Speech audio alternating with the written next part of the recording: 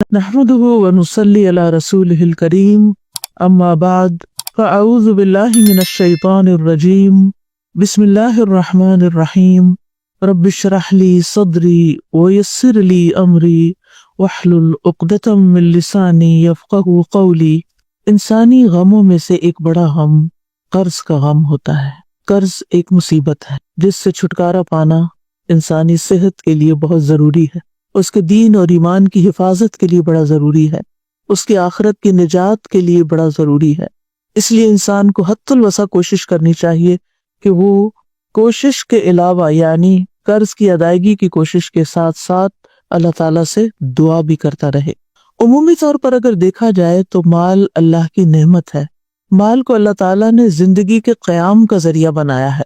اس پر انسانوں کی معیشت اور انسانوں کی مصلحتوں کا دار و مدار ہے۔ سورۃ الملک میں اللہ تعالیٰ فرماتے ہیں هو الذی جعل لکم الارض ذلولا فامشوا فی مناکبها وکلوا من رزقہ والیہ النشور۔ اللہ وہی ہے جس نے تمہارے لیے زمین کو تابع کر دیا، بس اس کے اطراف میں چلو اور اس کے رزق میں سے کھاؤ اور اسی کی طرف دوبارہ جی اٹھنا ہے۔ مال کا درست استعمال قابل تعریف ہے اور ناجائز استعمال قابل مذمت ہے۔ مال کمانا، مال میں محنت کرنا پسندیدہ ہے، لیکن مال کا غلام بن جانا ناپسندیدہ ہے۔ نبی صلی اللہ علیہ وسلم نے فرمایا، یہ دنیا کا مال ہرا بھرا اور شیریں ہے، مسلمان کا وہ مال کتنا عمدہ ہے جو حلال ذرائع سے کمایا گیا ہو، پھر اس نے اسے اللہ کے راستے میں یتیموں اور مسکینوں اور مسافروں کے لیے وقف کر دیا، یعنی خود کمایا اور پھر دوسروں پر جو ضرورت مند تھے ان پر خرچ بھی کیا۔ لیکن جس شخص نے ناجائز ذرائع سے مال جمع کیا تو اس کی مثال اس کھانے والے کی طرح ہے جو کھاتا ہے مگر اس کا پیٹ نہیں بھرتا۔ ایسا مال قیامت کے دن اس کے خلاف گواہی دے گا۔ یعنی مال انسان اگر صحیح طریقے سے کمائے اور صحیح جگہ پر خرچ کرے تو بہت بڑے فائدوں کا حامل ہے، اور اگر غلط طریقے سے حاصل کرتا ہے اور غلط جگہ پر خرچ کرتا ہے تو بہت بڑے وبال کا ذریعہ بھی ہے۔ جہاں تک قرض کا تعلق ہے تو اللہ تعالیٰ نے قرض کے لین دین کو مباح قرار دیا ہے، یعنی جائز ہے، کیونکہ انسان کبھی مال کا محتاج ہوتا ہے، اسے اپنے لیے یا اپنے اہل و عیال کے لیے یا کاروبار کے لیے قرض کی ضرورت پیش آ جاتی ہے۔ تو اس لیے ہمارے دین نے اس چیز کو جائز قرار دیا کہ انسان ایک دوسرے سے قرض کا لین دین کر سکے، اور خصوصاً قرض لینے کی اجازت دے دی، لیکن اس کے ساتھ ساتھ اس کے شرائط اور اس کے آداب بھی متعین کیے کہ قرض دینے والے اور قرض لینے والے کو دینی اور دنیاوی خطرات سے محفوظ رکھا جا سکے۔ قرآن مجید میں قرض کے احکام کے بارے میں تفصیلی ہدایات سورۃ البقرہ کی آیت نمبر 282 میں آتی ہیں، جو ایک طویل آیت ہے۔ اس میں اللہ تعالیٰ نے تمام احکامات واضح کر دیے ہیں کہ اس سلسلے میں کیا کرنا چاہیے اور کیا نہیں کرنا چاہیے۔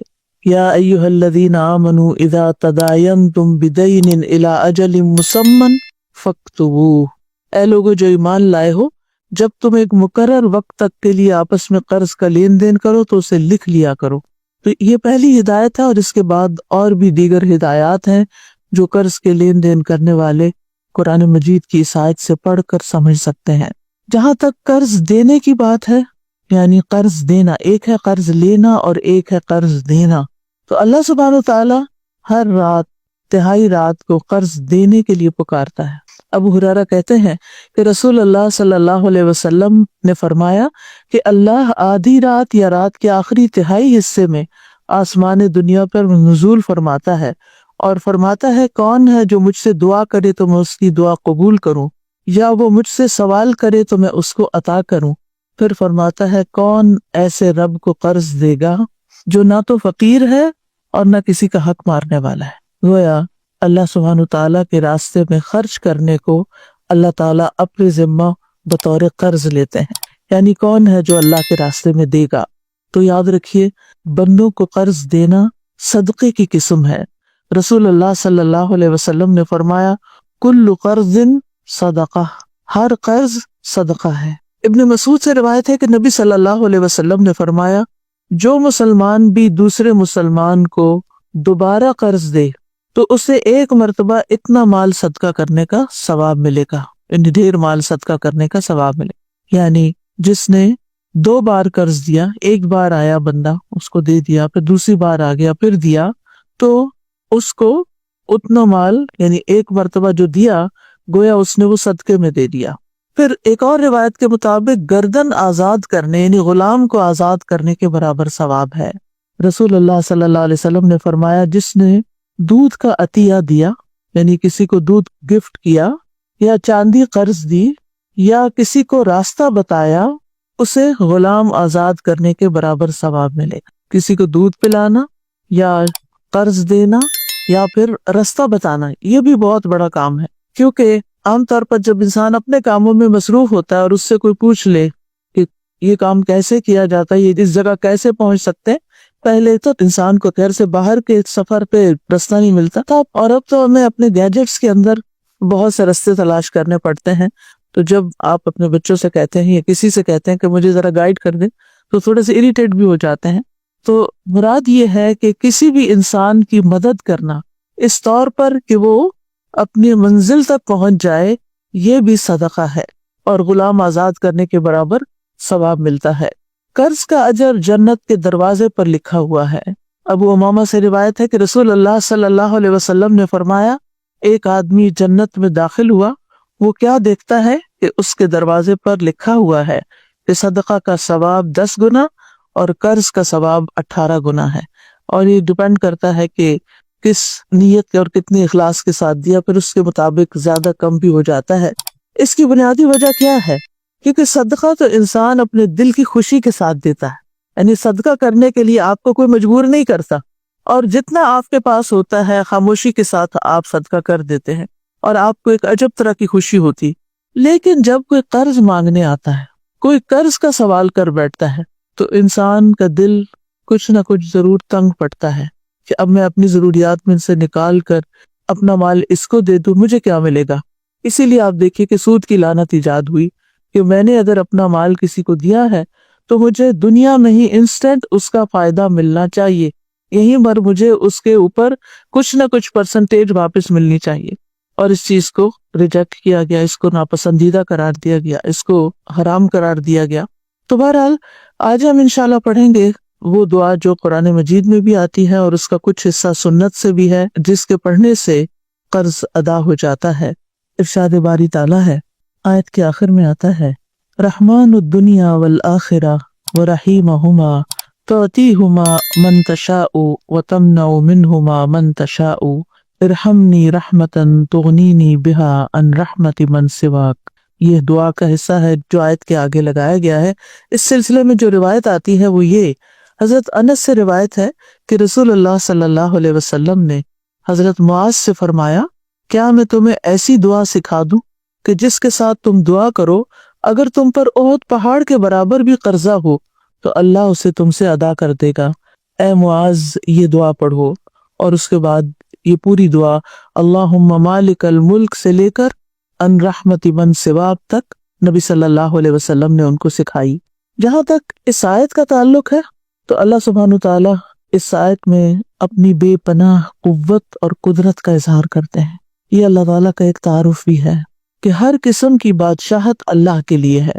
وہی ہے جو اپنی مخلوق میں سے زمین میں جس کو چاہتا ہے بادشاہت، دولت، علم، اقتدار اور پاور کی جتنی بھی قسمیں ہیں وہ عطا کرتا ہے، اور جس سے چاہتا ہے چھین لیتا ہے، جس سے چاہتا ہے واپس لے لیتا ہے، جس کو چاہتا ہے عزت دیتا ہے اور جس کو چاہتا ہے ذلت دیتا ہے۔ خیر کے سارے خزانوں کا مالک وہی ہے، اصل کنٹرول اس کے ہاتھ میں ہے، فیصلے وہاں سے ہوتے ہیں۔ اللہم لا مانع لما اعطیت ولا معطی لما منعت ولا ينفع ذا الجد منک الجد۔ کوئی روک نہیں سکتا جسے اللہ عطا کرے، اور کوئی دے نہیں سکتا جس کو اللہ نہ دے، جس سے اللہ روک دے۔ اس لیے اللہ سبحانہ تعالیٰ سے انسان کو خیر اور بھلائی کا سوال کرتے رہنا چاہیے، اور اگر انسان قرض جیسی مصیبت میں پھنس گیا ہے تو اللہ تعالیٰ کی ان صفات کا واسطہ دے کر، ان کو وسیلہ بنا کر اللہ تعالیٰ سے دعا کرنی چاہیے۔ اس آیت کا شان نزول کو شو ہے، ابن عباس کہتے ہیں اور انس بن مالک بھی دونوں روایت کرتے ہیں کہ جب رسول اللہ صلی اللہ علیہ وسلم نے مکہ فتح کیا اور اپنی امت سے فارس اور روم کی بادشاہت کے فتح ہونے کا وعدہ کیا تو منافق اور یہود کہنے لگے کہ ناممکن ہے، ناممکن ہے، پاسبل ہی نہیں، یہ تو بہت دور کی بات ہے۔ یعنی مکہ ابھی فتح ہوا ہے اور خوشخبری دی جا رہی ہے کہ روم اور فارس فتح ہو جائیں گے۔ محمد کیسے فارس اور روم کی بادشاہت کر سکتے ہیں؟ فارس اور روم والے تو ان سے بہت زیادہ طاقتور ہیں، بہت مضبوط ہیں۔ کیا محمد صلی اللہ علیہ وسلم کے لیے مکہ اور مدینہ کافی نہیں، یہاں تک کہ وہ فارس اور روم کی بادشاہت کی توقع لگا رہے ہیں؟ اس پر اللہ سبحانہ وتعالیٰ نے یہ آیت نازل فرمائی کہ یہ تو اللہ کے فیصلے ہیں، جس کو چاہے بادشاہت عطا کرے اور جس سے چاہے وہ چھین لے۔ یعنی انسان اپنی سوچ میں بہت لمیٹڈ ہے، بہت محدود ہے، بہت چھوٹی سوچ ہے، اس میں ابنڈنس نہیں ہے، لیکن اللہ سبحانہ وتعالیٰ کے خزانے تو کہیں وسیع ہیں، وہ تو جو چاہے کر سکتا ہے، جس کو جتنا چاہے عطا کر سکتا ہے۔ تو اس لیے جب بھی انسان کے دل پر کوئی ایسی گھبراہٹ چھانے لگے، چاہے مال سے متعلق ہو، چاہے کسی اور انسان کے مسئلے سے متعلق ہو، تو اس وقت انسان اللہ تعالیٰ کی ان صفات کا واسطہ دے کر دعا کرے، یعنی اپنے رب کی تعظیم کرتے ہوئے، اپنے رب کی بڑائی کا اظہار کرتے ہوئے، اس کا شکر ادا کرتے ہوئے، اس پر توکل کرتے ہوئے، اس سے تضرع اور عاجزی کرتے ہوئے اللہ تعالیٰ کی بارگاہ میں یوں پکارے اس کو، اے اللہ، اے بادشاہت کے مالک، قل اللہم مالک الملک، کہہ دیجیے اے اللہ جو مالک ہے ملک کا، یعنی ساری بادشاہت کا تو مالک ہے۔ مراد اس سے کیا ہے؟ نمبر ایک، دنیا اور آخرت کے جتنے بھی معاملات ہیں وہ سب تیرے کنٹرول میں ہیں۔ دوسری بات یہ کہ بندوں کا بھی مالک ہے، اور جو بندوں کے ہاتھ میں ہے، جو بندوں کی پوزیشن میں، اس کا بھی تو مالک ہے، مالک الملک۔ اور پھر اسی طرح بندوں کو کوئی بھی چیز دینے کا اختیار تیرے پاس ہے، چاہے وہ مال و دولت ہو، چاہے وہ نبوت ہو، کیونکہ لوگوں کو اس پر بھی اعتراض ہوتا تھا نا کہ محمد صلی اللہ علیہ وسلم کو کیوں نبی بنا دیا گیا، بلکہ ہر نبی کے بارے میں اس کی قوم کو اعتراض رہا۔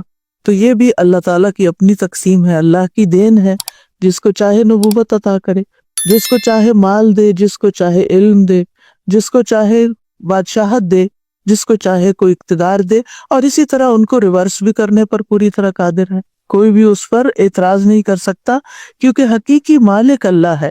فتعال اللہ الملک الحق لا الہ الا ہوا رب العرش الکریم، سورۃ المؤمنون میں آتا ہے، بس بہت بلند ہے اللہ جو سچا بادشاہ ہے، اس کے سوا کوئی معبود نہیں، عزت والے عرش کا رب ہے، زمین و آسمان کی ہر چیز کا مالک ہے، چھوٹی چیز ہو یا بڑی چیز ہو، چاہے آسمان پہ نظر آنے والے سورج اور چاند، آج صبح اگر چاند آپ نے دیکھا ہو، تو چاہے دن کو نکلا ہوا سورج ہو، رات کو نکلا ہوا چاند ہو، فل مون ہو، سارے کے سارے جو ہیں وہ رات ہو دن ہو، یہ اللہ تعالیٰ نے ان کو مسخر کر رکھا ہے، سب اس کے حکم کے مطابق چلتے ہیں اور اسی کے مطابق طلوع ہوتے ہیں اور غروب ہوتے ہیں۔ وہی ان کو بنانے والا ہے، وہی ان کو چلانے والا ہے، وہی ان کی رفتار مقرر کرنے والا ہے، وہی ان کے فائدے پہنچانے والا ہے، وہی ان کے نقصان سے بچانے والا ہے۔ یہ سب اللہ کے حکم سے ایک مقرر وقت تک کے لیے اپنے کام پر لگے ہوئے ہیں، چل رہے ہیں۔ اور پھر ذالکم اللہ ربکم لہ الملک، یہ ہے اللہ تمہارا رب جس کے لیے ساری بادشاہت ہے۔ اسی طرح سورۃ یاسین میں آتا ہے فسبحان الذی بیدہ ملکوت کل شیء والیہ ترجعون، پاک ہے وہ ذات جس کے ہاتھ میں ہر چیز کی حکومت ہے اور اسی طرح تم اس کی طرف لوٹائے جاؤ گے۔ زندگی اور موت کا مالک بھی وہی ہے، لہ ملک السماوات والارض یحیی ویمیت وہو علی کل شیء قدیر، آسمانوں اور زمین کی بادشاہت اسی کے لیے ہے، وہی زندہ کرتا ہے، وہی موت دیتا ہے، اور وہ ہر چیز پر پوری قدرت رکھتا ہے۔ یعنی اگر وہ فیصلہ کر لے زندگی دینے کا تو کوئی موت نہیں دے سکتا، اور اگر اس نے زندگی ختم کرنے کا فیصلہ کر لیا تو دنیا بھر کے ڈاکٹرز بھی مل کر کسی کو موت کے منہ سے نہیں بچا سکتے۔ اس معاملے میں بھی پورا اختیار اللہ سبحانہ وتعالیٰ ہی کا ہے۔ پھر رزق کا مالک بھی وہی ہے، ہمارے جسم کا مالک بھی وہی، آنکھ، کان، دل، دماغ، سب کچھ۔ اللہ تعالیٰ فرماتے ہیں قُلْ مَن يَرْزُقُكُم مِّنَ السَّمَاءِ وَالْأَرْضِ، ان سے پوچھئے کون ان کو رزق دیتا ہے آسمانوں اور زمین سے۔ أَمَّن يَمْلِكُ السَّمْعَ وَالْأَبْصَارَ، کون ہے جو سمع اور بصر کا مالک ہے؟ وہی مالک ہے۔ وَمَن يُخْرِجُ الْحَيَّ مِنَ الْمَيِّتِ وَيُخْرِجُ الْمَيِّتَ مِنَ الْحَيِّ وَمَن يُدَبِّرُ الْأَمْرَ فَسَيَقُولُونَ اللَّهُ فَقُلْ أَفَلَا تَتَّقُونَ، کون ہے جو زندہ کو مردہ سے اور مردہ کو زندہ سے نکالتا ہے؟ کون ہے جو تدبیر کرتا ہے سارے معاملات کی؟ وہ ضرور کہیں گے کہ اللہ۔ تو کہہ دیجئے کیا پھر تم ڈرتے نہیں ہو؟ یعنی جس رب کے اختیار میں یہ ساری چیزیں ہیں، ذرے سے لے کے پوری کائنات تک، عرش تک، ہر چیز کا مالک وہ ہے، تو پھر کیا فرض بنتا ہے کہ اس کی طرف رجوع کیا جائے، اس سے مانگا جائے اور اس کی عظمت کا احساس دل میں رکھا جائے، اسی کو سب سے بڑا سمجھا جائے۔ کیونکہ مشکل یہ ہے کہ ہم دنیا میں کسی کے پاس کچھ تھوڑا سا مال یا اختیار یا اقتدار یا کوئی اسکل یا ہنر یا علم، کوئی ڈگری، کوئی عہدہ دیکھ لیتے ہیں تو ہم اس سے توقعات لگا بیٹھتے ہیں کہ یہ ہمارے کام کر دے گا، جبکہ اصل اختیار کا مالک تو اللہ ہے۔ اس لیے ہر معاملے میں اس کو پکاریں۔ لوگ آپ کے ساتھ انصاف کریں تب بھی، لوگ آپ کے ساتھ ظلم کریں تب بھی، اسی کی طرف رجوع کریں۔ اور نبی صلی اللہ علیہ وسلم نے فرمایا لا مالک الا اللہ عز وجل، اللہ عز وجل کے سوا کوئی مالک نہیں ہے۔ پھر یہ کہ اس کی ملکیت میں کوئی شریک بھی نہیں ہے، یعنی نہ صرف یہ کہ مالک ہے بلکہ کلی مالک ہے، کوئی اس کا شریک نہیں۔ الذی لہ ملک السماوات والارض ولم یتخذ ولدا ولم یکن لہ شریک فی الملک، وہ ذات کہ اسی کے لیے ہے آسمانوں اور زمین کی بادشاہت، اور اس نے نہ کوئی اولاد بنائی ہے اور نہ کبھی بادشاہت میں کوئی اس کا شریک رہا ہے۔ اللہ کے سوا کوئی بھی ایسا نہیں کہ جو کسی چیز کا حقیقی مالک ہو۔ یہ وقتی طور پر جو چیزیں ہماری ملکیت میں دے دی گئی ہیں، جن چیزوں کی کنجیاں ہمارے ہاتھ میں دے دی گئی ہیں، یہ صرف ٹیمپرریلی ہے۔ جب آپ اس دنیا میں نہیں ہوں گے تو اس میں سے کوئی کسی بھی چیز پر آپ کا اختیار نہیں ہوگا۔ جب تک آپ زندہ ہوتے ہیں، آپ مثلاً خود کمانے والے ہوتے ہیں، اپنے اولاد پہ خرچ کر رہے ہوتے ہیں، آپ اپنی اولاد کو پاکٹ منی بھی دیتے ہیں تو آپ ان کو 7 انسٹرکشنز دیتے ہیں کہ یہ اس طرح اور اس طرح خرچ کرنا اور ان کاموں میں نہیں لگانا۔ لیکن انسان کی وفات کے بعد جب اس کا مال تقسیم ہوتا ہے تو اس کی انسٹرکشن کہاں ہوتی ہے؟ کچھ بھی نہیں کہہ سکتا۔ پھر اولاد چاہے تو صدقہ کر دے، اولاد چاہے تو کسی غلط کام میں لگا دے، کچھ بھی کرے، پھر آپ کا تو کوئی اختیار نہیں۔ ہمارا اختیار ہمارے جسم پر، یعنی آنکھوں کانوں پر، یا ہماری اولاد پر کسی حد تک، یا ہمارے مال پر کسی حد تک، یہ صرف اور صرف چند دن کی بات ہے جو دنیا کا کچھ حصہ ہے، اور یہ بھی اصل میں اللہ نے دے رکھا ہے، اور اس میں بھی ہم پوری طرح کلی طور پر مالک نہیں ہوتے، یعنی اس میں بھی صرف اتنے کے مالک ہے جتنا اللہ کا اذن ہوتا ہے۔ باقی چیزیں ہوتے ہوئے بھی، بہت کچھ کرنا چاہتے ہوئے بھی ہم کر نہیں پاتے کیونکہ اللہ کا اذن نہیں ہوتا۔ اور قرآن مجید میں بار بار اس بات کی تردید کی گئی ہے کہ غیر اللہ کسی چیز کے مالک نہیں ہے۔ لا یملکون لکم رزقا، وہ تمہارے رزق کے مالک نہیں۔ لا یملکون مثقال ذرۃ فی السماوات ولا فی الارض، وہ آسمان و زمین میں ذرے کے برابر بھی کسی چیز کے مالک نہیں۔ اب یہ ہے کہ اللہ سبحانہ و تعالیٰ کے مالک ہونے کا تقاضا کیا ہے کہ ہم اس کو مالک سمجھیں، اس کی طرف رجوع کریں، اس سے دعا کریں، اپنی محتاجی اور فقر کا اظہار اس کے سامنے کریں۔ نبی صلی اللہ علیہ وسلم نے فرمایا جب رات کا ایک تہائی حصہ گزر جاتا ہے تو اللہ تعالیٰ آسمانی دنیا پہ نزول فرماتے ہیں اور اعلان کرتے ہیں میں ہوں بادشاہ، میں ہوں بادشاہ، کون ہے جو مجھ سے دعا کرے کہ اسے قبول کر لوں، کون ہے جو مجھ سے سوال کرے کہ میں اس کو عطا کر دوں، کون ہے جو مجھ سے بخشش طلب کرے تو میں اسے بخش دوں۔ اور یہ اعلان مسلسل طلوع فجر تک ہوتا رہتا ہے، یعنی جب تک فجر کی اذان نہیں ہو جاتی یہ اعلان ہوتا رہتا ہے۔ اب یہ ہم پر ہے کہ ہم کتنا مانگتے ہیں، اور آج کل کتنا اچھا موقع ہے، ہر کوئی سحری کے لیے اٹھتا ہے، تو اس وقت یہ دعائیں تو کم از کم کر لیں۔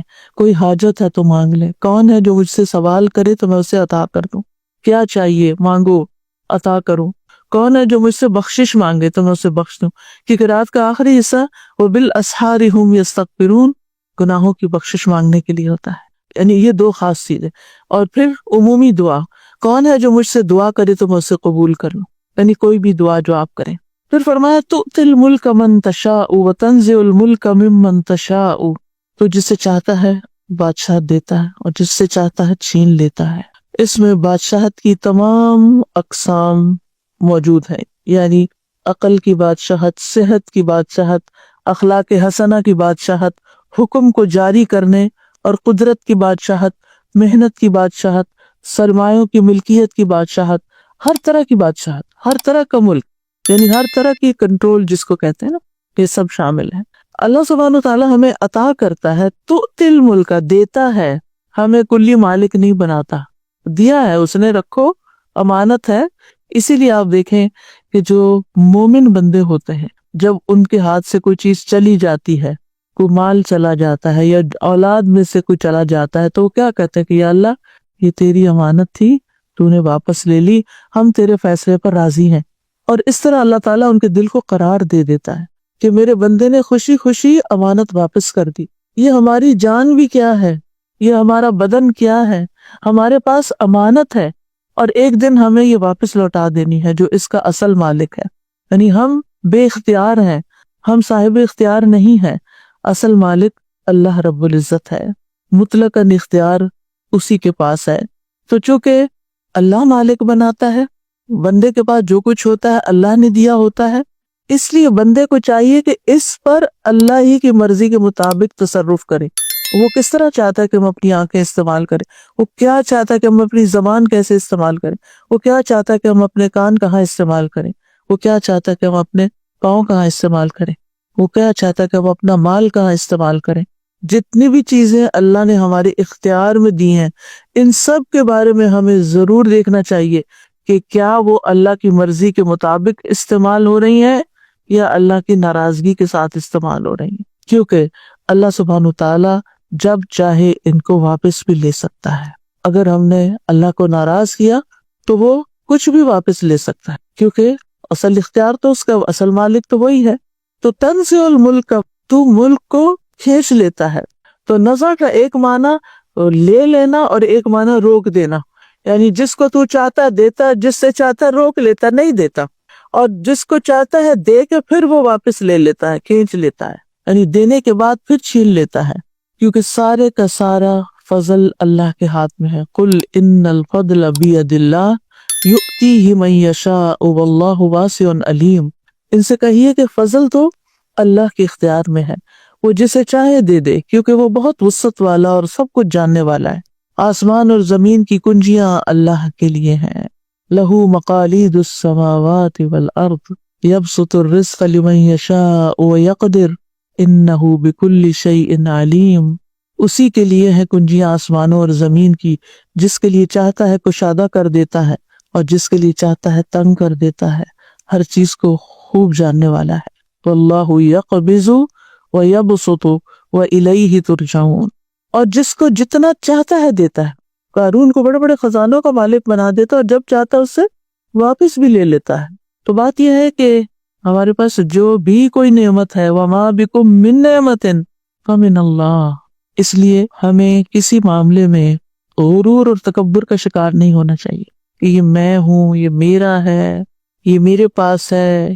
یہ 4 ہلاک کر دینے والے کلمات ہیں جو قرآن مجید میں آئے ہیں۔ انا خیر منہ، انا، میں، لی، الیس لی ملک مصر، انا خیر منہ کس نے کہا تھا؟ شیطان نے۔ اور الیس لی ملک مصر فرعون نے کہا تھا۔ اندی، میرے پاس ہے۔ قال انما اوتیتہ علی علم اندی، قارون نے کہا تھا۔ نحن اولو قوت، ہم قوت والے ہیں۔ یہ کس نے کہا تھا؟ ملکہ سبا جو تھی اس کے درباریوں نے کہا تھا۔ لیکن ان سب کی قوت اور پاور اور ان کے اختیارات اور ملکیت پھر کہاں گئی؟ یہ عام لوگوں جیسے نہیں تھے، ان کے پاس بہت بڑی بڑی قوتیں تھی، بہت بڑا بڑا اختیار تھا، وہ چلا گیا تو پھر ہم جیسے معمولی لوگوں کا کیا حال ہے؟ اس لیے کسی بھی چیز پر فخر اور غرور نہیں ہونا چاہیے۔ وَتُعِزُّ مَن تَشَاءُ وَتُذِلُّ مَن تَشَاءُ، تو ہی جسے چاہتا ہے عزت دیتا ہے اور جس کو چاہتا ہے ذلت دیتا ہے۔ عزت کا معنی طاقت اور غلبہ بھی ہوتا ہے، صرف بادشاہت ہی نہیں، یعنی عزت و ذلت کا مالک بھی ہے، یعنی کہ یہ بادشاہت کے ساتھ بھی لازم ہے اور اس کے علاوہ بھی، یعنی اطاعت کے ذریعے عزت اور نافرمانی کے ذریعے ذلت دیتا ہے، مدد دے کر عزت اور مغلوب کر کے ذلت دیتا ہے، مال دے کر عزت اور محتاج کر کے ذلت دیتا ہے۔ یہ سب کچھ اللہ کے اختیار میں، لیکن اللہ اپنے اولیاء کو ذلیل نہیں کرتا۔ اللہ کے اولیاء جو ہوتے ہیں، اللہ کے جو دوست ہوتے ہیں، وہ اطاعت کرتے ہیں، نافرمانی نہیں کرتے، پھر بھی ان کا نقصان ہو جاتے ہیں۔ وہ دوسروں کی مدد کرتے ہیں لیکن خود بعض اوقات مغلوب ہو جاتے ہیں۔ وہ دوسروں کو دینے والے ہوتے ہیں لیکن خود کبھی محتاج ہو جاتے ہیں۔ یہ سب کچھ کیا ہے؟ یہ ان کی آزمائش کے لیے ہوتا ہے۔ اللہ تعالیٰ کی ناراضگی کی وجہ سے نہیں ہوتا، یعنی اللہ تعالیٰ ان کو ذلیل نہیں کرنا چاہتا، بلکہ اس کے عوض ان کو اجر عظیم دینا چاہتا ہے، ان کو مزید نوازنا چاہتا ہے۔ وہ چھوٹی چیز لیتا ہے اور ہمیشہ بڑی دیتا ہے، چاہے دنیا میں دے چاہے آخرت میں دے، بعض اوقات دونوں جگہ دیتا ہے۔ یعنی اللہ سبحانہ وتعالیٰ ایک حرف پڑھنے کی 10 نیکیاں دیتا ہے، کمی تو اس کے پاس ہے ہی نہیں، وہ بہت کچھ دینے والا ہے۔ تو جو بندے اطاعت کے ساتھ، اللہ کی فرما برداری کے ساتھ اللہ کی مدد مانگتے رہتے ہیں، اللہ سبحانہ وتعالیٰ ان کو بھی دیتا ہے، دنیا میں بھی دیتا ہے، اور آخرت میں تو پھر اس نے وعدے ہی کر رکھے ہیں۔ اس کے برعکس جب انسان خود پسند بنتا ہے اور اکڑتا ہے اور غرور کرتا ہے اور بڑی بڑی باتیں زبان سے نکال لیتا ہے، تو بعض اوقات پھر کیا ہوتا ہے، اللہ تعالیٰ اس کو بے یار و مددگار چھوڑ دیتے ہیں، اس کو ذلت سے دوچار کر دیتے ہیں۔ بیدک الخیر، خیر تو صرف تیرے ہاتھ میں ہے، یعنی ہر طرح کی خیر اللہ کے پاس ہے۔ اور ید کا لفظ یہاں پورے مکمل کنٹرول کے لیے بھی ہے نا، یعنی اللہ کے ہاتھ میں، کسی اور کے ہاتھ میں نہیں۔ خیر کیا ہوتی ہے؟ ہر وہ چیز خیر ہے جس میں بندے کے لیے مصلحت اور فائدہ ہوتا ہے، یعنی ہمارے لیے ہر فائدے کی چیز خیر ہے۔ یہ خیر خواہ دنیا کے کاموں میں ہو یا آخرت کے کاموں میں ہے، رزق ہے، صحت ہے، علم ہے، مال ہے اور نیک عمل، یہ سب خیر ہی خیر، ان سب پر خیر کا اطلاق ہوتا ہے۔ اور یہ نہیں کہا کہ بیدک الشر، کیونکہ والشر لیس الیک، شر کی نسبت اللہ کی طرف نہیں کرتے۔ اللہ سبحانہ تعالیٰ نے ہر چیز کے اندر خیر شر رکھ دیا ہے، لیکن وہ جس بندے کے ساتھ اس کا واسطہ پڑتا ہے اس کے حساب سے اس کے لیے خیر یا شر بن جاتی۔ تو اللہ سبحانہ تعالیٰ خیر ہی کا کام کرتا ہے، شر کا کام نہیں کرتا۔ لیکن ایک ہی چیز آپ نے دیکھا ہوگا، ایک بندے کے لیے خیر کا سبب ہوتی ہے، اسی طرح کی وہی چیز دوسرے بندے کے لیے شر کا سبب ہوتی۔ اب آپ دیکھیں بعض لوگوں کے جسم میں نمک کی کمی ہو جاتی ہے، تو نمک تو بذات خود نمک ہے نا، وہ تو خیر شر نہیں ہے نا، لیکن وہ نمک ایک بندے کے لیے خیر کا باعث بن جاتا ہے جس کے جسم سے نمک کم ہو رہا ہو اور وہ مرنے کے قریب ہو، تو اس کو یعنی کہ ایکسٹرا پہنچاتے ہیں۔ ایک بندہ جو بلڈ پریشر کا مریض ہے، اس کے لیے نمک زندگی ختم کرنے کا ذریعہ۔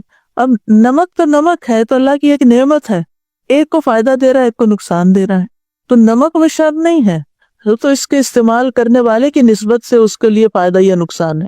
انک علی کل شیء قدیر، بے شک تو ہر چیز پر خوب قدرت رکھتا ہے، ہر چیز کا مالک تو ہے۔ تو پھر جب ہر چیز پر قادر وہ ہے، تو ہمیں اپنے معاملات اللہ کے سپرد کر دینے چاہیے، اور پھر اس بات پر پورا یقین رکھنا چاہیے کہ سارے اختیارات، ہر قسم کی بھلائی اس کے ہاتھ میں ہے اور کمال قدرت کا مالک ہے۔ اس لیے اپنے قرضوں کی ادائیگی میں بھی، مالی مشکلات میں بھی اسی کی طرف رجوع کرنا چاہیے اور اس سے دعا کرنی چاہیے۔ یعنی انسان کوشش تو کرتا ہے، لیکن بعض اوقات کوششیں کسی نتیجے پر نہیں پہنچتی، یا یہ کہ وہ کوشش اس حد تک نہیں ہو پاتی باوجود کوشش کے جو ضروری ہوتی ہے، جو مطلوبہ ہوتی ہے۔ مثلاً آپ کو اگر اس چھت پہ چڑھنا ہے تو اس کے لیے اتنی سیڑھیاں آپ کو چاہیے جو چھت تک لے جائے۔ اگر آپ کی سیڑھی آدھے راستے تک جاتی ہے تو پھر کیا ہوگا؟ آپ چڑھ کے کھڑے رہے، آپ اوپر نہیں چڑھ سکتے۔ تو اسی طرح بعض اوقات انسان کے اوپر بہت بڑا قرضہ ہوتا ہے، بہت بڑی ذمہ داری ہوتی ہے، وہ جتنا بھی کما لے، وہ جتنی بھی محنت کر لے، وہ 2 3 جابز کر لے، وہ اس قابل نہیں ہوتا کہ وہ اپنا قرض ادا کر سکے، اپنا فرض پورا کر سکے۔ اس کو ضرورت ہوتی ہے کہ وہ اللہ سے مانگے، پھر اللہ تعالیٰ غیب سے اس کے لیے ایسے اسباب فراہم کر دے کہ جہاں اس کی سوچ بھی نہ جاتی ہو۔ یہ ہے دعا کا کام۔ جہاں تک قرض کا تعلق ہے تو قرض لینے سے حتی الامکان بچنا چاہیے۔ ہر معاملے میں انسان اللہ سے مدد مانگے، قرض سے بچے۔ طارق کہتے ہیں کہ انہوں نے ابن ابی اوفا سے سنا کہ ایک شخص کے بارے میں سوال کیا گیا کہ کیا وہ قرض لے کے حج کر سکتا ہے، قرض لے کے چلا جائے؟ انہوں نے کہا وہ اللہ سے رزق مانگے، قرض نہ مانگے، یعنی قرض نہ لے، اللہ سے رزق مانگے کہ اللہ اتنی وسعت پیدا کر دے کہ وہ حج کر سکے۔ آج سے آپ یوں کہ 100 سال پہلے یا 50-60 سال پہلے لوگ صرف وہ خریدتے تھے جو ان کے پاس ہوتا تھا، اور شدید ضرورت جب پیش آتی تھی، کوئی اچانک بیماری آ گئی یا کوئی اور مصیبت آ گئی، تو وہ قرض لے لیا کرتے تھے۔ صرف اس وقت قرض لیا جاتا تھا جب شدید ضرورت ہوتی تھی، لیکن اس وقت ہر بندے کو قرض لینے پر ابھارا جاتا ہے۔ کریڈٹ کارڈ کی شکل میں آپ دیکھیں کہ ہر شخص کسی نہ کسی طرح قرض کے تلے ہوتا ہے۔ آپ کے ہاتھ میں کچھ بھی نہیں ہے اور آپ چیز خریدے جا رہے ہیں، تو گویا آپ قرض پر ہی ایک طرح سے خرید رہے ہیں۔ اور پھر اگر آپ اس لمیٹڈ عرصے میں مقرر تاریخ تک وہ قرض ادا نہیں کرتے تو پھر آپ کے اوپر کیا آ جاتا ہے؟ سود آ جاتا ہے۔ اور اس طرح آپ دیکھیں کہ بعض لوگ صرف خواہشات پوری کرنے کی ان کی ضرورت نہیں ہوتی چیزیں، چونکہ آسان ہے اس چیز کا حاصل کرنا۔ یعنی اس وقت دنیا میں بہت سارے لوگ ایسے ہیں کہ جو وہ کچھ اپنے پاس رکھتے ہیں جن کے وہ حقیقی مالک نہیں ہیں، وہ ان کی پوزیشن میں نہیں ہے چیزیں، وہ سب قرض پر لی ہوئی ہیں، اور قرض اتنا زیادہ کہ سب کچھ بیک وقت دینے کی بھی ہمت استطاعت نہیں ہے۔ تو آپ دیکھیے کہ بلا وجہ ایسی چیزیں خریدنا اور اپنے آپ کو قرض تلے رکھنا یہ ناپسندیدہ ہے۔ ابن ابی اوفا سے سوال کیا کہ ایک شخص حج کے لیے قرض لے سکتا ہے یا نہیں، تو انہوں نے کہا کہ نہیں۔ یعنی حج کس پر فرض ہے؟ جس کے پاس وسعت ہے، اس پر تو فرض ہی نہیں جس کے پاس وسعت نہیں۔ وہ قرض لے کر کیوں حج کرنا چاہتا ہے؟ قرض لینا دراصل اپنے آپ کو امن سے نکال کر خوف میں مبتلا کرنا ہے۔ چاہے آپ کے بینک میں پیسے ہوں اور آپ سمجھتے ہوں کہ آپ کا ڈیٹ جلدی ادا ہو جائے گا، لیکن پھر بھی جو آپ کے ہاتھ میں ہے وہاں سے خریداری کریں بنسبت اس ذریعے کے کہ جو آپ کے ہاتھ میں نہیں اور آپ قرض لے کے خریداری کریں اور پھر آپ کا قرض چکایا جائے۔ عقبہ بن عامر کہتے ہیں کہ رسول اللہ صلی اللہ علیہ وسلم نے فرمایا، اپنے آپ کو پرامن ہونے کے بعد خطرے میں مبتلا نہ کیا کرو۔ لوگوں نے پوچھا، یا رسول اللہ صلی اللہ علیہ وسلم وہ کیسے؟ فرمایا، قرض لے کر۔ یعنی جب آپ قرض لیتے ہیں، چاہے آپ کہیں یا نہ کہیں، آپ کے اوپر ایک سٹریس ضرور آتا ہے۔ آج کی زندگی میں بہت کچھ انسان کے پاس نعمتوں کی فراوانی ہوتے ہوئے بھی وہ سٹریس کا شکار کیوں ہے؟ اپنے لائف سٹائل کی وجہ سے، کہ وہ قرض کے لین دین کو آسان سمجھتا ہے۔ جو شخص قرض سے پاک ہو اس کے لیے جنت کی ضمانت ہے۔ یعنی ایسی زندگی گزارو کہ جس میں قرض نہ ہو۔ نبی صلی اللہ علیہ وسلم نے فرمایا، جس شخص کی روح جسم سے اس حال میں جدا ہو کہ وہ 3 چیزوں سے بری ہو، یعنی 3 چیزیں اس کے اندر نہیں، وہ جنت میں داخل ہوگا۔ نمبر 1 تکبر نہیں اس کے دل، اپنے آپ کو کوئی چیز نہیں سمجھتا۔ دوسرا ہے قرض، اور تیسرا ہے مال غنیمت میں خیانت، کہ اس کے پاس مال غنیمت ہے، یا آپ یوں سمجھے کہ وہ اللہ کے مال کا مالک ہے، جیسے کسی نے اس کے ہاتھ میں ڈونیشن رکھی یا اس کو کوئی امانت اس طرح کی دی اور پھر وہ اس میں خیانت کر لیتا ہے، وہ اپنے اوپر خرچ کر لیتا ہے یا اپنی مرضی سے اس میں جس کام کے لیے کسی نے دیا وہ نہیں کرتا، کچھ اور شروع کر دیتا ہے۔ یعنی کسی کے مال کو اپنے اختیارات سے استعمال کرنا شروع کر دیتا ہے۔ تو جو شخص ان 3 چیزوں سے پاک ہوگا اس کے لیے جنت کی ضمانت ہے۔ لہٰذا قرض میں زندگی بسر نہ کرے انسان۔ ہاں، اگر کسی کے پاس کوئی شرعی مقصد ہو تو اس کے لیے قرض لینے کا جواز ہو سکتا ہے، شرعی طور پر ضرورت مند ہے۔ رسول اللہ صلی اللہ علیہ وسلم نے فرمایا، اللہ قرض لینے والے کے ساتھ ہے یہاں تک کہ وہ اپنا قرضہ ادا کر دے، بشرطے کہ قرضہ ایسے مقصد کے لیے نہ ہو جو اللہ کو ناپسند ہے۔ راوی کہتے ہیں کہ عبداللہ بن جعفر اپنے خزانچی سے فرماتے تھے کہ جاؤ اور میرے لیے قرضہ لاؤ، اس لیے کہ مجھے ناپسند ہے کہ میں ایک رات بھی ایسی گزاروں مگر یہ کہ اللہ میرے ساتھ ہو۔ جب سے میں نے اللہ کے رسول صلی اللہ علیہ وسلم کی یہ حدیث سنی، یعنی اگر کسی نے جائز مقصد کے لیے قرض لے رکھا ہے تو اللہ تعالیٰ اس کی مدد کرے گا، اس کا قرضہ بھی اترے گا اور اللہ اس کے ساتھ ہے۔ اور یہ کون شخص ہے؟ جو واقعی شدید ضرورت مند ہے، حقیقی معنوں میں ضرورت مند ہے۔ اس سلسلے میں ایک اور بات بھی یاد رکھیے کہ بعض اوقات آپ کو اپنی ذاتی ضرورت کے لیے قرض نہیں لینا ہوتا، لیکن آپ کے سامنے کوئی ایسا شخص آ جاتا ہے جو انتہائی شدید حاجت کا شکار ہے اور آپ خود کچھ نہیں کر سکتے، تو آپ کسی سے قرض لے کر اس کی مدد کر سکتے ہیں، کیونکہ اس کو کوئی قرضہ نہیں دے گا، لیکن آپ کی چونکہ ایک ریلائبلٹی ہے، ٹرسٹ ہے لوگوں کو آپ پر، تو آپ کو کوئی دے دے گا تو آپ لے کر اس کی ضرورت پوری کر دیں اور پھر آپ اپنا قرضہ ادا کرتے رہیں۔ بلال رضی اللہ عنہ سے مروی ہے کہ جب رسول اللہ صلی اللہ علیہ وسلم کے پاس کوئی انسان آتا، آپ اس کو ننگا دیکھتے، یعنی اس کے پاس پراپر ڈریس نہیں ہے، تو مجھے حکم کرتے، میں جاتا اور قرض لے کر اس کے لیے چادر خرید لاتا، اسے پہننے کے لیے دیتا اور اسے کھانا کھلاتا۔ یعنی یہ ایک جائز صورت ہے جس میں انسان ایسا کر سکتا ہے، لیکن وہ بھی ادائیگی کی نیت کے ساتھ۔ جہاں تک قرض کے آداب کا تعلق ہے تو قرض کے تمام لین دین میں مدتوں کی تحدید ضروری ہے کہ کتنے عرصے کے لیے قرض لیا جا رہا ہے، اوپن اینڈ نہیں ہونا چاہیے۔ 10 دن کے لیے دے دیں، 10 مہینے کے لیے دے دیں، 10 سال کے لیے دے دیں، تو ٹائم پیریڈ الی اجل مسمى۔ دوسری بات یہ کہ لیتے یا دیتے وقت اس کو لکھنا ضروری ہے۔ تیسری بات یہ کہ لکھنے والا عدل و انصاف کے ساتھ لکھے، کسی قرابت یا عداوت سے متاثر نہ ہو۔ چوتھی بات یہ ہے کہ قرض دار جب لوگوں کے حقوق کاتب کو لکھوائے تو اللہ سے ڈرے اور اس میں کمی بیشی نہ کرے۔ نمبر 5، خرید و فروخت اور لین دین میں گواہ مقرر کرنا بہتر ہے، نہ ہو تو کوئی بات نہیں۔ نمبر 6، گواہ 2 مرد یا 1 مرد اور 2 عورتیں ہوں گی۔ 2 عورتیں کیوں؟ تاکہ ان پر ذمہ داری کم آئے، بوجھ کم پڑے۔ نمبر 7، جب گواہ کی ضرورت پڑے تو اس کو انکار نہیں کرنا چاہیے، اسے حاضر ہو جانا چاہیے گواہی دینے کے لیے۔ قرض واپس مانگنے والے کو اجازت ہے کہ وہ سختی کر سکتا ہے، سختی سے واپس مانگ سکتا ہے۔ ایک شخص نبی صلی اللہ علیہ وسلم کے پاس اپنے قرض کا تقاضا کرنے کے لیے آیا اور سخت گفتگو کرنے لگا، یعنی اپنی گفتگو میں وہ ہارش ہو گیا۔ آپ کے صحابہ غصے میں اس کی طرف بڑھے کہ تم اللہ کے رسول صلی اللہ علیہ وسلم کے ساتھ یہ معاملہ کر رہے ہو، لیکن رسول اللہ صلی اللہ علیہ وسلم نے فرمایا کہ اسے چھوڑ دو، کیونکہ جس کا کسی پر حق ہو تو وہ بات کہنے کا بھی حق رکھتا ہے۔ پھر آپ نے فرمایا اس کے قرض والے جانور کی عمر کا 1 جانور اسے دے دو۔ صحابہ نے عرض کیا یا رسول اللہ صلی اللہ علیہ وسلم، اس سے زیادہ عمر کا جانور تو ہے لیکن اس عمر کا نہیں ہے جتنا اس کو دینا بنتا ہے۔ آپ نے فرمایا اسے وہی دے دو، کیونکہ سب سے اچھا آدمی وہ ہے جو دوسروں کا حق پوری طرح ادا کرتا ہو۔ لیکن اگر کسی کے پاس مال ہے اور وہ قرض دینے میں ٹال مٹول کر رہا ہے، جان بوجھ کے نہیں دے رہا کہ میں تھوڑا اور انجوائے کر لوں کسی اور کے مال سے، تو یہ انتہائی غلط ہے۔ رسول اللہ صلی اللہ علیہ وسلم نے فرمایا قرض ادا کرنے میں مالدار کی طرف سے ٹال مٹول کرنا ظلم ہے، اور اگر تم میں سے کسی کا قرض کسی مالدار کے حوالے کیا جائے تو اسے قبول کریں، یعنی قرض خواہ کو کہا جائے کسی دوسرے نے میرا قرض دینا ہے اس سے لے لو، تو وہ مان جائے اچھا ٹھیک ہے میں اس سے لے لیتا ہوں۔ قرض ادا کرنے کی قدرت ہونے کے باوجود اگر کوئی ٹال مٹول کرے تو سزا بھی دی جا سکتی ہے۔ رسول اللہ صلی اللہ علیہ وسلم نے فرمایا مالدار آدمی کا ٹال مٹول کرنا اس کی عزت کو حلال کر دیتا ہے، یعنی لوگ پر اس پہ باتیں بنانے لگتے ہیں، اس کی سزا کو جائز کر دیتا ہے۔ ابن مبارک کہتے ہیں عزت حلال کرنے کا مطلب ہے کہ اس سے سخت کلامی کی جائے، اور سزا کا مطلب ہے کہ اس کو قید کر دیا جائے، یعنی اس پر کوئی عدالت کی طرف سے پھر پنشمنٹ دی جائے۔ قرض کو ہمیشہ اچھے طریقے سے ادا کرنا چاہیے۔ جابر بن عبداللہ کہتے ہیں میں نبی صلی اللہ علیہ وسلم کی خدمت میں حاضر ہوا، آپ اس وقت مسجد میں تشریف فرما تھے، آپ نے فرمایا پہلے 2 رکعت نماز پڑھ لو، اور میرا نبی صلی اللہ علیہ وسلم پر کچھ قرض تھا جسے آپ نے ادا کیا اور زیادہ دیا، یعنی جب آپ لوٹاتے تھے تو زیادہ دیتے تھے، کمی نہیں کرنی چاہیے۔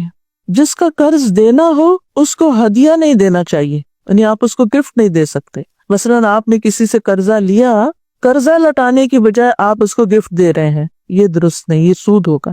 سعید بن ابی بردہ اپنے والد سے روایت کرتے ہیں کہ میں مدینہ آیا تو میں نے عبداللہ بن سلام رضی اللہ عنہ سے ملاقات کی، انہوں نے کہا آؤ میں تمہیں ستو اور کھجور کھلاؤں گا، اور تم ایک مکان میں داخل ہو گئے جس میں رسول اللہ صلی اللہ علیہ وسلم بھی تشریف لے گئے تھے۔ پھر آپ نے فرمایا، یعنی کہ رسول اللہ صلی اللہ علیہ وسلم نے فرمایا، انہوں نے حدیث سنائی، تمہارا قیام ایک ایسے ملک میں ہے جہاں سودی معاملات بہت عام ہیں، اگر تمہارا کسی شخص پر کوئی حق ہو اور پھر وہ تمہیں 1 دن کے یا جو کے دانے یا گھاس کے برابر بھی ہدیہ دے، اسے قبول نہ کرنا کیونکہ یہ سود ہوگا، یعنی جس سے قرضہ لیا ہوا ہو اس کو گفٹ دینا سود بنتا ہے۔ اسی طرح ہمارا دین ہمیں یہ بھی سکھاتا ہے کہ کسی کے قرضے کی ذمہ داری لے لی جائے، کسی غریب نے قرضہ لیا وہ نہیں ادا کر پا رہا تو اس کی طرف سے ادا کر دیا جائے۔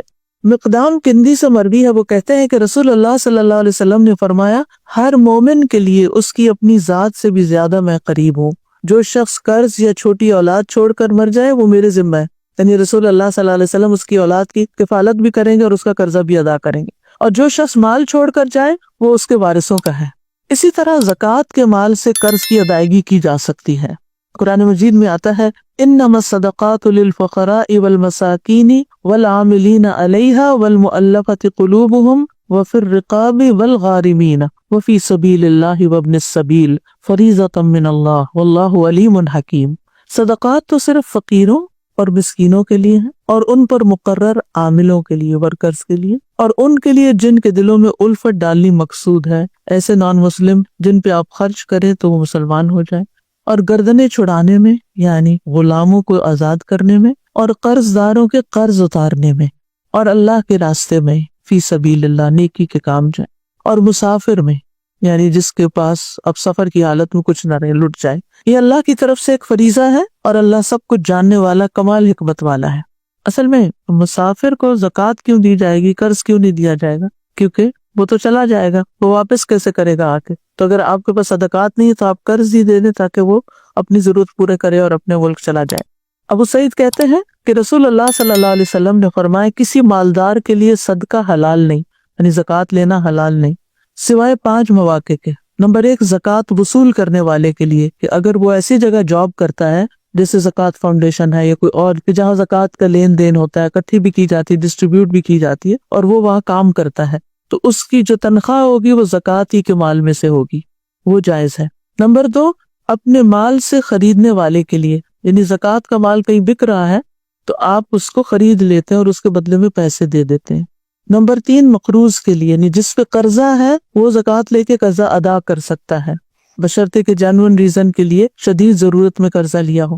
نمبر 4 جہاد فی سبیل اللہ میں، اور نمبر 5 ایک اس صورت میں کہ مسکین کو کسی نے کوئی چیز بھیجی ہو اور وہ اسے مالدار کی طرف ہدیے کے طور پر بھیج دے، یعنی غریب مسکین فقیر کو زکوٰۃ دی گئی، اس نے لے لی، رکھ لی، پھر اسے خیال آیا کہ اس کو کوئی بہن بھائی ہے، کوئی دوست ہے، اس کو میں نے گفٹ دینا ہے۔ اب یہ مسکین اس مال کا مالک بن چکا ہے، اب زکوٰۃ والی کنڈیشن ہٹ چکی ہے، اب یہ اس کی ملکیت میں آ گیا مال، اس مال میں سے وہ اپنے کسی بہن بھائی وغیرہ کو کوئی تحفہ دینا چاہے دے سکتا ہے۔ پھر یہ کہ قرض معاف کر دینا بھی ایک نیکی ہے۔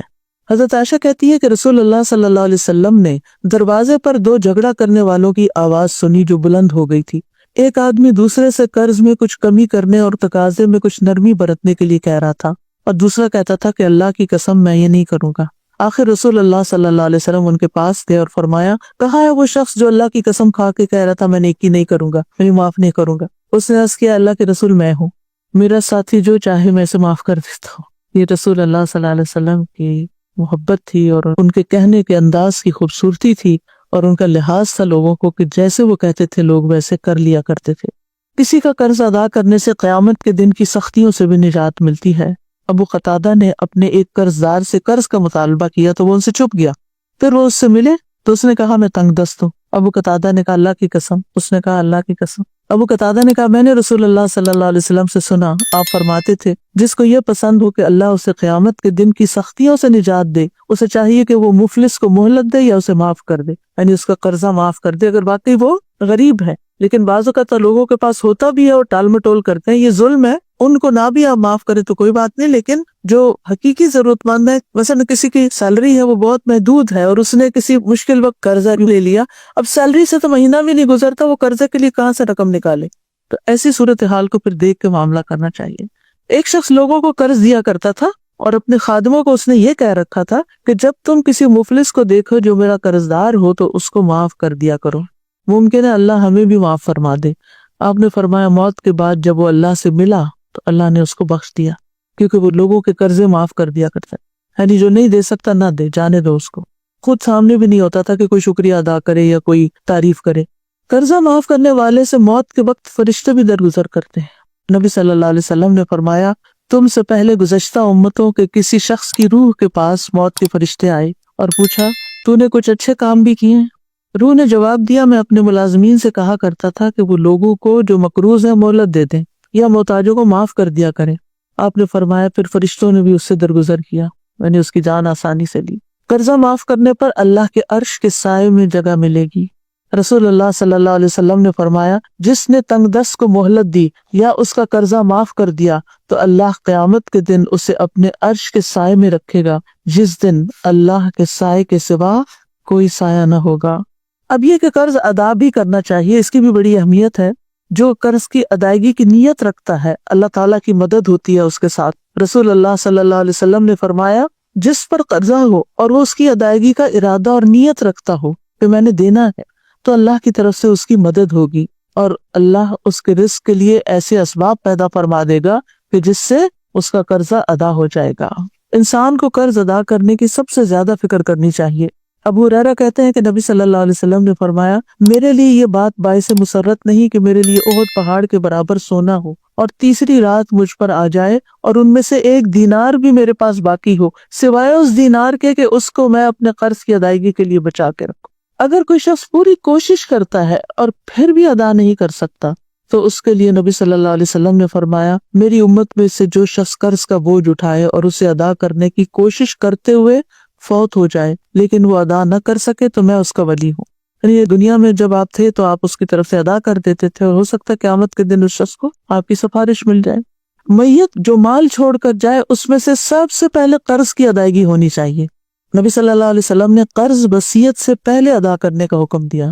اگرچہ قرآن مجید میں پہلے وصیت کا ذکر آتا ہے اور بعد میں قرض کا، لیکن پریکٹیکلی عملی طور پر قرض پہلے ادا ہوگا۔ جو شخص قرض ادا کر سکتا اور نہ کرے تو پھر کیا ہوتا ہے؟ فرمایا مومن کی جان اس وقت تک لٹکتی رہتی ہے جب تک اس پر قرض موجود ہو۔ یعنی یہ بھی ہو سکتا ہے کہ جان نکلنے میں مشکل ہو، اور یہ بھی ہو سکتا ہے کہ بعد میں بھی یعنی وہ جو اوپر جاتی ہے روحیں وہ اوپر نہ جا سکیں۔ قرض کی وجہ سے روح قید میں ہوتی ہے۔ رسول اللہ صلی اللہ علیہ وسلم نے صحابہ کو خطبے میں فرمایا، کیا یہاں بنی فلان کا کوئی شخص ہے؟ تو کسی نے کوئی جواب نہیں دیا۔ پھر پوچھا، کیا یہاں بنو فلان کا کوئی شخص ہے؟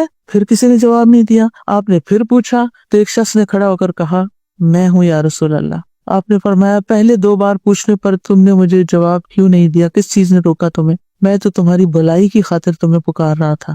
تمہارا ساتھی اپنے قرض کے سبب قید میں ہے۔ سمرہ کہتے ہیں، میں نے دیکھا کہ ایک شخص اٹھا اور اس نے قرض ادا کر دیا، یہاں تک کہ کوئی اس سے اپنا قرضہ مانگنے والا نہ بچا۔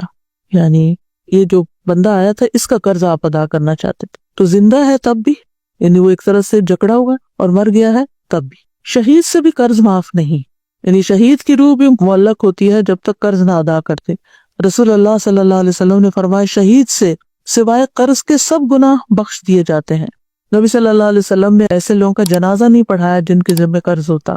اگر ادا نہ کرنے کی نیت سے کوئی قرض لے تو اس کے بارے میں آپ نے فرمایا کہ جو کوئی لوگوں کا مال قرض کے طور پر ادا کرنے کی نیت سے لیتا تو اللہ اس کی طرف سے ادا کر دے گا، اور جو کوئی نہ دینے کے لیے لیتا ہے اللہ اس کو تباہ کر دے گا۔ رسول اللہ صلی اللہ علیہ وسلم نے فرمایا، جو مرد بھی قرض لے اور اس کی نیت یہ ہو کہ قرضہ نہیں دے گا، ادا نہیں کرے گا، وہ اللہ سے چور بن کے ملے گا، یعنی قیامت کے دن۔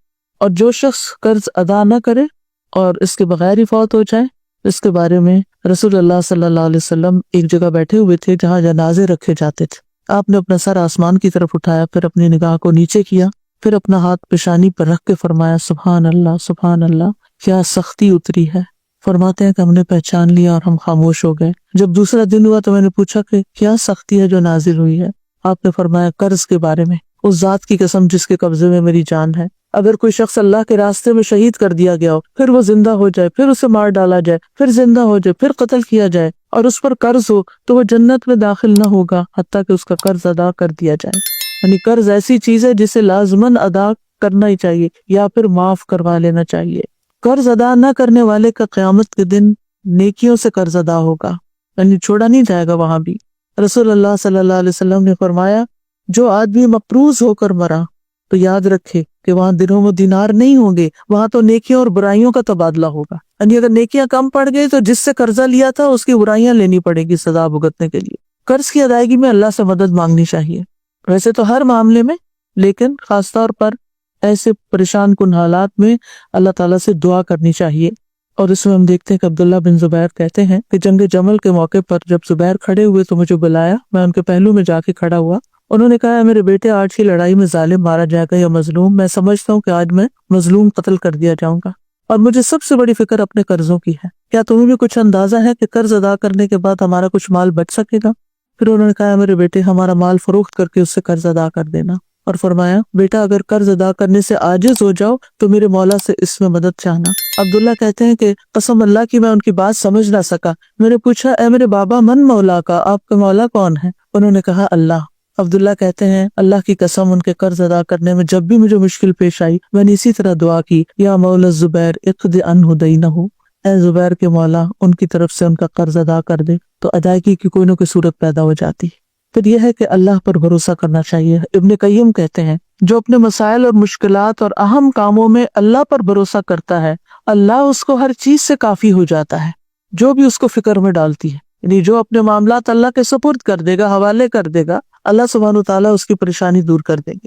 جتنا جتنا بندہ اللہ کے متعلق اچھا گمان کرتا ہے اور اچھی امید باندھتا ہے، سچا توکل کرتا ہے، تو اللہ تعالیٰ کبھی بھی اس کی آرزوؤں کو اپنے بارے میں ناکام نہیں کرتا۔ لیکن ہم ہی بری بری باتیں سوچتے ہیں، قصور ہمارا اپنا، اس لیے ہمارا دل چھوٹا ہوا رہتا ہے اور ہم اداس رہتے ہیں اور غمگین اور پریشان رہتے ہیں۔ پریشانیوں سے نکلنے کا راستہ ہی یہی ہے کہ ہم اپنا گمان اللہ سے اچھا کر لیں کہ اللہ بہت اچھا کرے گا، اللہ تعالیٰ کر دے گا، اللہ ہے نا، اللہ کے ذمہ ہے، میں نے اپنا معاملہ اس کے سپرد کیا، یا اللہ تو ایسا کر دے۔ یعنی مالک الملک کے ساتھ اپنا تعلق مضبوط کرے اور اس سے اچھی امیدیں لگائے۔ وہ کہتے ہیں کہ جو اللہ پہ سچا توکل کرتا ہے اپنے توکل کو بھی پرکھا کرے کہ کتنا سچا ہے. صرف کہنے کی حد تک تو نہیں کہ دل بھی یقین کر رہا ہے. اللہ کبھی بھی اس کی آرزوؤں کو اپنے بارے میں ناکام نہیں کرتا. اللہ کسی امید باندھنے والے کی آرزوؤں اور امیدوں کو ناکام اور نا امید نہیں کرتا، اور نہ ہی کسی عمل کرنے والے کے عمل کو ضائع کرتا ہے. اور ایمان لانے کے بعد اللہ پر بھروسہ کرنے، اس سے امید لگانے، اس سے اچھا گمان کرنے سے بڑھ کر سینے کو زیادہ فراخ اور وسیع کرنے والی کوئی اور چیز نہیں. یعنی اگر سینے کی گھٹن اور اندر ایک پریشانی اور ایک غم دبا ہوا اور چھپا ہوا ہے تو اس کے لیے کیا کرے؟ اللہ پر بھروسہ کرے، اللہ سے اچھی امیدیں لگائے، اللہ سے اچھا گمان رکھے، تو انشاءاللہ دل کھل جائے گا. دیکھیں حالات تو وقت کے ساتھ ہی بدلتے ہیں جب اللہ چاہے، لیکن انسان جو بوجھ تلے دبا ہوتا ہے نا، اس بوجھ کا ہٹنا ضروری ہے، اس سٹریس کا دور ہونا بڑا ضروری ہے. اور اس کے لیے انسان اللہ تعالیٰ سے اچھی امیدیں رکھے اور اللہ کے فیصلوں پر یقین رکھے. ابن قیم کہتے ہیں اگر کوئی شخص پہاڑ کو اس کی جگہ سے ہٹانے کا ارادہ کر لے اور اس کا اللہ پر پورا بھروسہ ہو تو وہ اس کو ہٹا لے گا وہاں سے، اس کو بھی ہٹا لے، کیونکہ اس نے اللہ پہ بھروسہ کیا، اللہ سے مدد مانگی. کیونکہ جب اللہ سے بھروسہ کرتے نا، وہ اللہ سے مدد مانگتے، پھر اللہ تعالیٰ مدد کرتا ہے اور بندہ اس مشکل سے نکل آتا ہے. ابن مسعود کہتے ہیں مومن کو اللہ پر اچھا گمان کرنے سے زیادہ بہتر اور کوئی چیز نہیں دی گئی. قسم ہے اس ذات کی جس کے علاوہ کوئی معبود نہیں. جو بندہ بھی اللہ کے ساتھ اچھا گمان کرتا ہے، اللہ اس کے گمان کے مطابق اس کو عطا کر دیتا ہے. اس کی وجہ یہ ہے کہ بھلائی اللہ کے ہاتھ میں ہوتی ہے.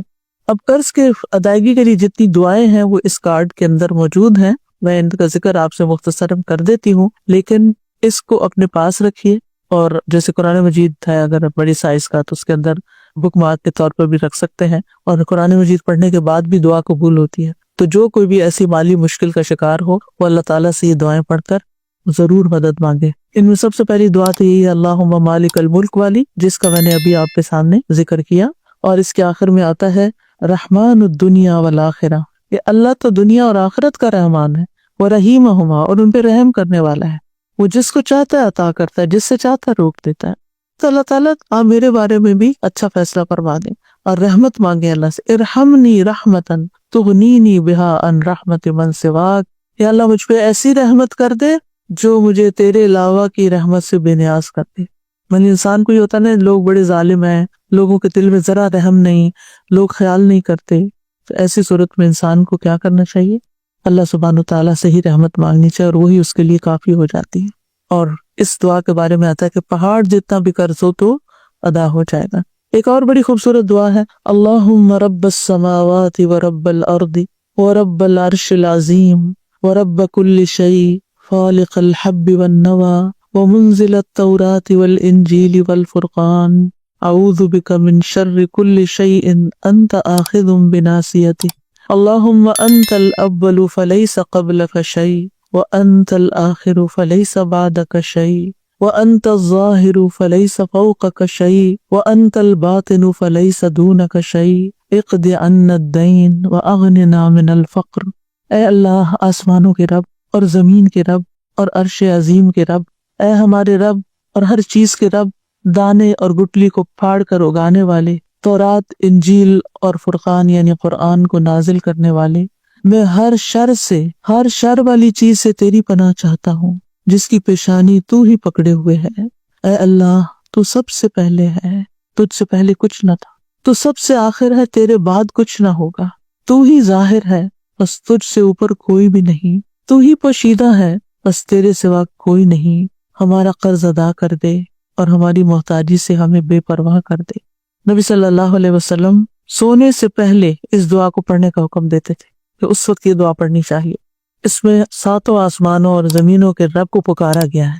پھر اللہ تعالیٰ کی مائٹ اور قدرت ہر چیز کا مالک ہے. پچھلی دعا میں بھی اللہ کی ملکیت اور اللہ کی قدرت بادشاہت کی بات تھی، یہاں بھی وہی بات ہے، کیونکہ لخلق السماوات والارض اکبر من خلق الناس، آسمانوں اور زمین کی تخلیق جو ہے وہ انسانوں کی تخلیق سے زیادہ بڑی چیز ہے.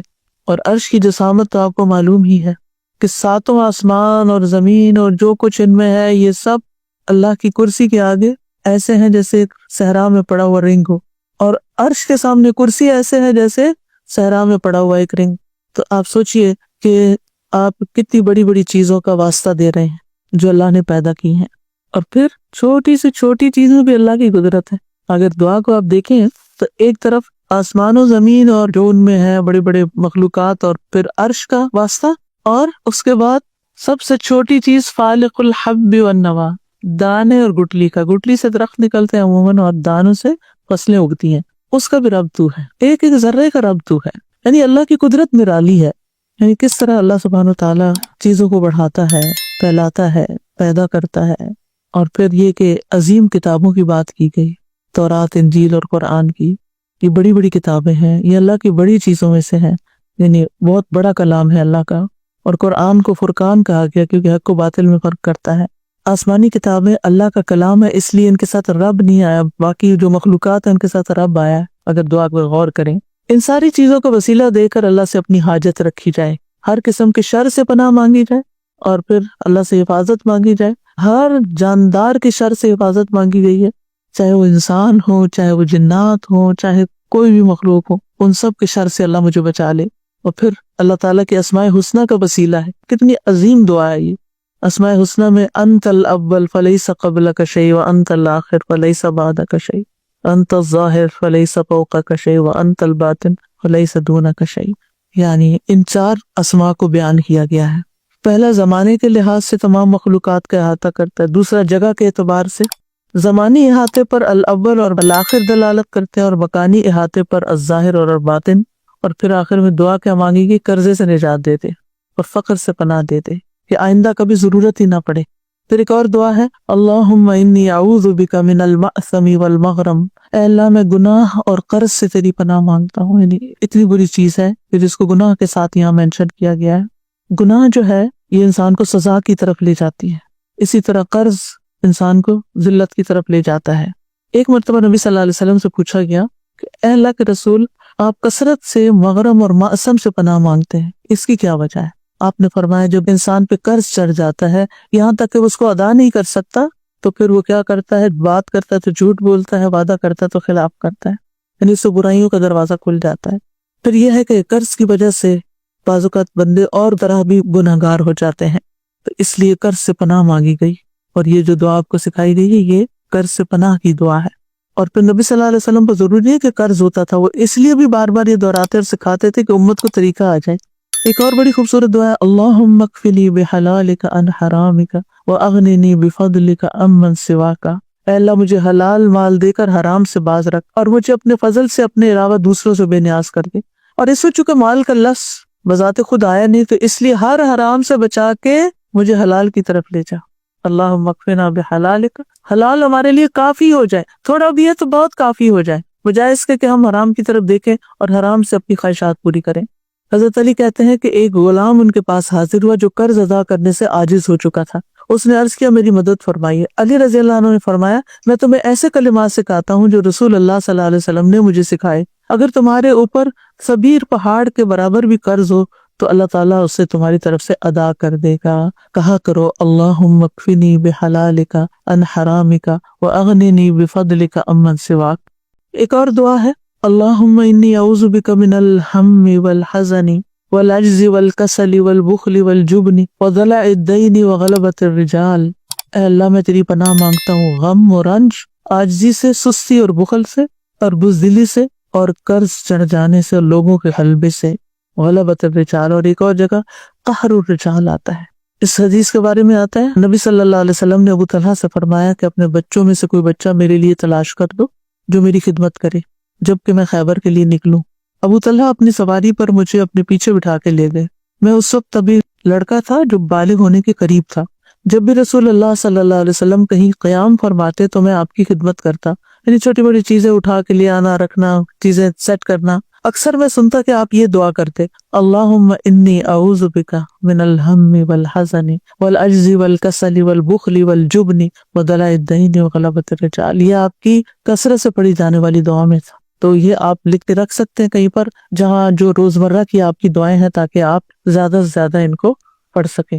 اسی طرح شروع میں نے بات کی تھی من ذا الذی یقرض اللہ قرضا حسنا، کون ہے جو اللہ کو قرض دے، قرض حسنا، وَيُضَاعِفَهُ لَهُ أَضْعَافًا كَثِيرًا، تو اس کے لیے بہت زیادہ گناہ اس کو بڑھا کے لوٹائے۔ ایک ہوتا ہے صدقہ کرنا، جیسے کسی غریب کو کھلا دیا، کسی مسکین کی مدد کر دی، کسی مقروض کا قرض اتار دیا، اور جو اللہ کو قرض دینا ہے وہ دین کی اشاعت، دین کی دعوت، دین کی خدمت، دین کے کاموں میں لگانا ہے، یعنی دین کی تعلیم کے سلسلے میں، دین کی دعوت کے سلسلے میں، دین کی کتابیں چھاپنے، دین کو پھیلانے کے لیے جو انسٹرومنٹس، جو ٹیکنالوجی استعمال ہوتی ہے، جو جگہیں استعمال ہوتی ہیں، ان کے اخراجات پوری کرنے کے لیے جب آپ یہ کام کرتے ہیں تو وہ اللہ تعالیٰ اپنے ذمہ قرض لیتا ہے اور اس کو کئی گنا بڑھا کے لوٹاتا ہے۔ وَيُضَاعِفَهُ لَهُ أَضْعَافًا كَثِيرًا، وہ کثیرہ کتنے ہیں وہ نہیں بتائے گے۔ تو اس لیے آپ رمضان کے اس مبارک مہینے میں جو کہ ہے برکت والا، یا اس میں صدقہ کرنے کا اور اللہ کو قرض دینے کا ثواب کئی گنا زیادہ بڑھ جاتا ہے، تو ایسے نیکی کے کاموں میں بھی ضرور استعمال کریں اپنے اموال کو، تاکہ قیامت کے دن آپ کے کام آئے اور کئی گنا بڑھا کے۔ کیونکہ اس کی لاجک یہ ہے، ایک حفظ اسٹوڈنٹ ہے مثلاً، آپ نے اس کو اسپانسر کیا، وہ حفظ کر گیا، اب وہ ہر سال تراویح پڑھا رہا ہے، کون اس کے ساتھ شریک ہو گیا اجر و ثواب میں؟ جس نے اس کی فیس دے کر اس کو اس مقام تک پہنچایا۔ ایک طالب علم ہے جو دین سیکھ رہا ہے، اس کے بیٹھنے کی کرسی آپ نے خرید کر دی، نہیں ایک کرسی تو آپ نہیں خریدی، لیکن ایک مثال دے رہی ہوں، جس پر اس نے بیٹھ کے پڑھا، یا جس روشنی کو اس نے استعمال کیا، یا جس پانی کو اس نے استعمال کیا، وہ سارا اس کی تعلیم حاصل کرنے کے سلسلے میں تھا۔ وہ تعلیم حاصل کر کے چلا گیا، اس نے 1000 لوگوں کو پڑھا دیا، سکھا دیا، آگے پھیلایا اس کو۔ جہاں جہاں تک وہ نور جائے گا، آپ کی سپورٹ اس میں حصہ بن جائے گی۔ تو اس لیے خیر کے کاموں میں، فی سبیل اللہ کاموں میں خرچ کرنے میں کبھی بھی پیچھے نہ رہے، کیونکہ عام طور پر جو پرسنل لیول پر ہم ضروریات ہوتے ہیں وہ پورے کر کے وہ ایک سینس آف اچیومنٹ محسوس کرتے ہیں، لیکن جہاں اجتماعی طور پر ہمیں خرچ کرنا پڑتا ہے، یا کسی باکس میں ڈالنا پڑتا ہے، یا ایسی جگہ دینا پڑتا ہے جہاں کوئی انسٹنٹلی ایکنالج نہیں کرتا، یا شکریہ نہیں کہتا، یا جزاک اللہ اس وقت نہیں بولتا، یا اپریشیٹ نہیں کرتا، تو پھر ہمیں لگتا ہے کہ جیسے ہم نے کچھ کیا ہی نہیں۔ تو اس میں آپ کا معاملہ اللہ کے ساتھ ہونا چاہیے۔ 7 لوگ جو عرش کے سائے تلے ہوں گے، ان میں سے ایک وہ ہوگا کہ جس کا دایاں ہاتھ جو خرچ کرے بائیں کو بھی نہ پتا ہو کہ دائیں ہاتھ سے کیا نکلا ہے۔ اور کبھی کبھی ایسے ہی بے حساب بھی خرچ کیا کریں، تاکہ اللہ بھی آپ کو بے حساب لوٹائے۔